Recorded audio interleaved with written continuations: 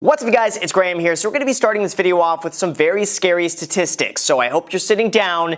You've been warned because this is getting out of hand. The average American is now up to $38,000 in personal debt. The average revolving credit card balance is over $6,700. And from the nearly 70% of people who took out student loans, they graduate with an average debt balance of $29,800. That is just insane. So with that said, if you ever find yourself in a situation like this or ever have any personal debt that you want paid off as quickly and painlessly as possible, here is exactly how you do that. And when it comes to paying off debt, let me be very clear. I am not referring to your 30-year, 3% mortgage on a rental property or like the 2% auto loan that you have when your investments are going and making you 10%. Instead, I'm referring to your personal debt that doesn't have any other purpose other than to make your life a living hell and to cost you way more money than you need to spend. I'm talking about any sort of unnecessary credit card debt or any high-interest auto loan or even a personal loan or even student loan debt. Basically, any debt that you have that doesn't make you more money should be paid off as soon as you possibly can. And this is exactly how you can go and do that in 7 very easy steps. Now, the first step to getting out of debt is to first understand exactly what sort of debt you have. I have a sneaking suspicion that most people who find themselves bogged down by debt never really understand exactly how much debt they're in or how much that debt is costing them in interest. So it's really important to look through your finances to be able to confront this head on. So first, go ahead and make a list of all of the debt that you owe, and then also include the balance that you owe on that debt and also the interest rate that that debt is costing you. Now, this is not something to ignore. It's not something to be afraid of looking at. It's nothing to be ashamed of. It's just really important to understand that wherever you are right now is going to be your starting point, and everything else moving forward is just going to get better with time. Like, for real, if you just think about it, if you start doing this today, that means today is the absolute worst it's going to get, and every single day moving forward is going to be slowly improving and whittling away at that balance. So just go ahead and do this, because without doing this, it's going to be a lot like navigating a maze blindfolded without first smashing the like button for the YouTube algorithm if you haven't done that already. Now, secondly, once you've determined exactly how much money you owe and how much that money is costing you in interest,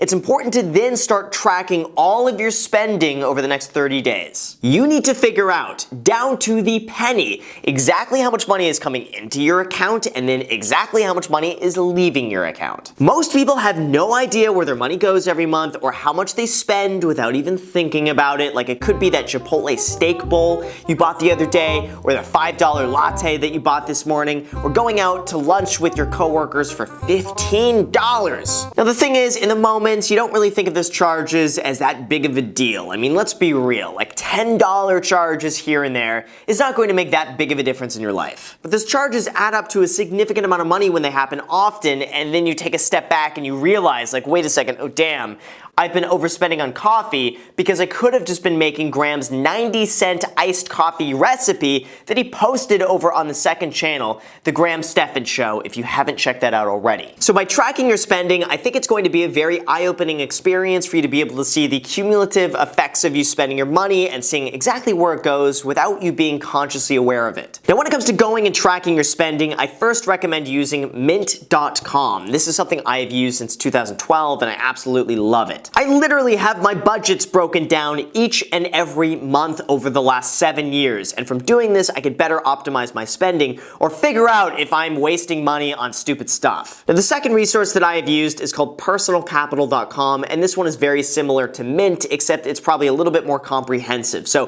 for beginners, I would probably recommend mint.com, but I think personalcapital.com is probably slightly better. And third, you can also use the software called YouNeedABudget. Now, this one is by far the most comprehensive, and it requires a little bit of work on your end, but if you're very serious about tracking your spending, cutting back, and paying off debt, this one is by far the best option. Now, they do have a free trial when it comes to this, but otherwise it's going to be $7 a month. Now, there are very few things that I ever say you should spend money on, but I really believe if you are extremely serious about saving money and tracking your expenses, I would recommend it. This is not sponsored by them. I am not affiliated with them. They have no idea about any of this.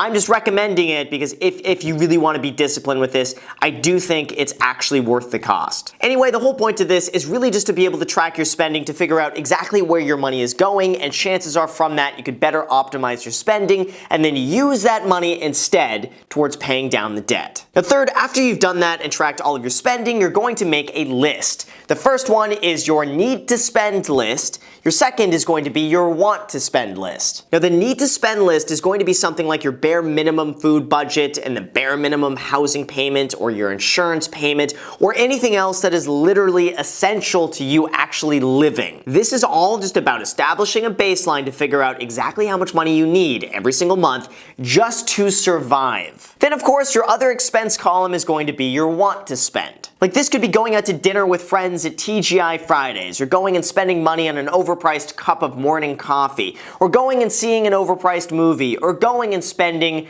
money on a shirt from H&M. This is a brand new shirt I just got from H&M. Like this column should really be anything you want to do, but it won't totally destroy your life if you don't do it. Now once you've done this part, this is going to be very exciting.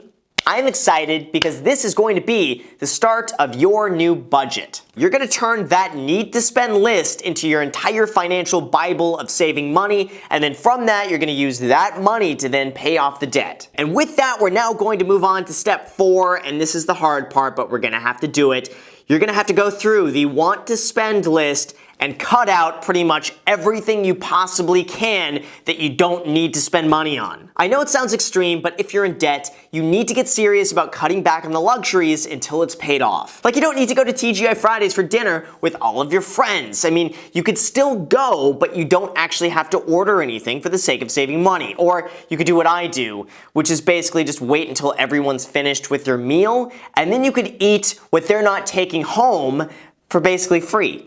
So you get a free meal from everybody without having to pay for it. There you go. Or like another one is that you don't need to go to Starbucks to buy a $5 smash the like button frappuccino when you could just go and make coffee at home for 20 cents. Now usually you can find a way to cut down significantly on your want to spend list by either just cutting it out altogether or just finding a cheaper alternative for the sake of saving money. Like for example, if you're going and spending $40 a week for drinks at the bar, don't do that. Just go to the grocery store, spend $15 on an entire bottle of whatever you want, and instead just go and pregame. Then when you get to the bar, just order a cup of water for free, and there you go. Just in a few seconds right there, I saved you $25 in drinks. Right there. I also recommend that when you're doing this to consider selling anything that you don't use or is costing you a ridiculous amount of money. Like maybe you have a second or a third car payment on something that you don't really need, so you could just go and sell that for the sake of saving money, or cut back to something maybe a little bit cheaper, or maybe you have a payment plan on something that you're just not getting a lot of use out of, so it's worth it just to cut your losses rather than throw more good money after bad. This step is really just about reducing, and smashing the like button if you haven't done that already, because really this entire thing is just cutting it down to the bare minimum spending and then saving all of that money and using it towards paying down the debt. But now, speaking of savings, we now have step number 5, and that could be, depending on your debt and the interest rate you have, it might be worth it to look into debt consolidation to lower your interest rate and save the money. Now here's how debt consolidation works. Let's just say you have 4 credit cards and a personal loan, and between all of that, you have $35,000 worth of debt at a 25% average interest rate. Well, instead of paying 5 different loans at 5 different interest rates, you can consolidate that into one singular loan that you have to pay into that could potentially be a lower interest rate than what you're paying between all of them. And now that's only one loan you need to pay off at a potentially lower interest rate, which again saves you money. Now, in addition to that, if you find yourself in a lot of credit card debt and can't consolidate the loan, it might be worth it to do a balance transfer to a 0 interest credit card to then save some money on interest. Now, usually there will be a 3% balance transfer fee that you pay on the money you move over to the second card, but usually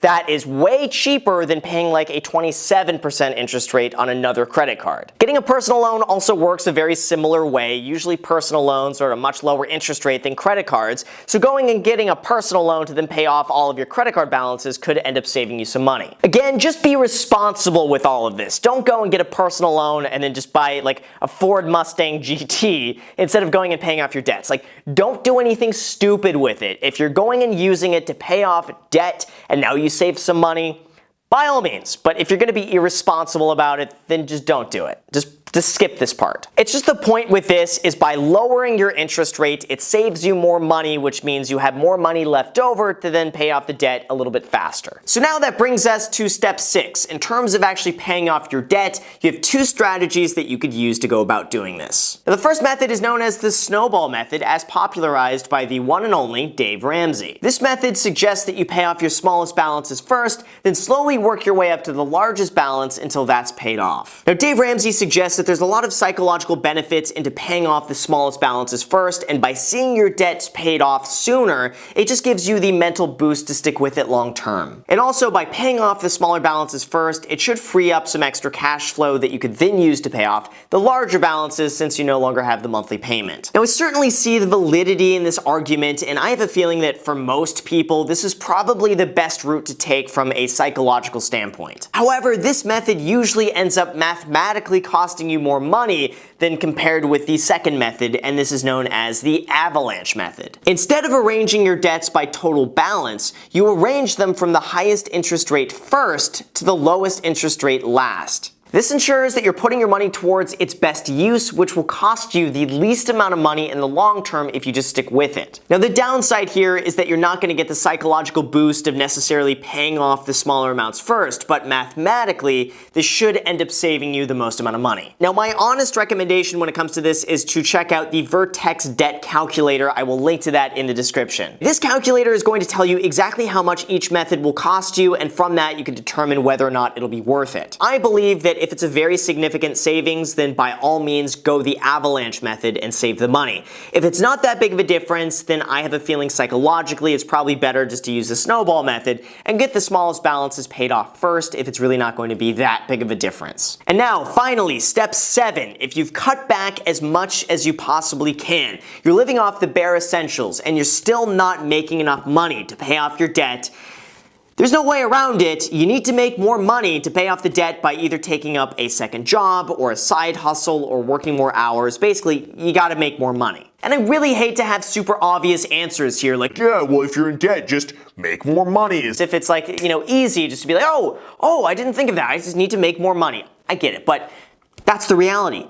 If you're doing all of this and you're not making enough money, you gotta find a way to make more money. Even if that means you have to work overtime or work nights or pick up a side job and basically just drive yourself crazy, it's going to be worth it in the short term, knowing that in the long term, all of that is going to pay off significantly. And really, until then, you're gonna have to make it a priority to put every single spare dollar you have towards paying down that debt and really focusing on that's your main objective. And really, with all of this, you must be doing this consistently. I say this all the time in my videos, and it's so true. If you just do this for a few days and then stop doing it, it's not going to do shit for you, and you're just going to have wasted your time. If you really want to be serious about making a change and getting debt paid off, you need to stick with this consistently and really make this a priority until all of your debt is paid off. And then, of course, smashing the like button for the YouTube algorithm if you haven't done that already. So with that said, you guys, thank you so much for watching. I really appreciate it. If you guys enjoy videos like this and you have not already subscribed, feel free to subscribe.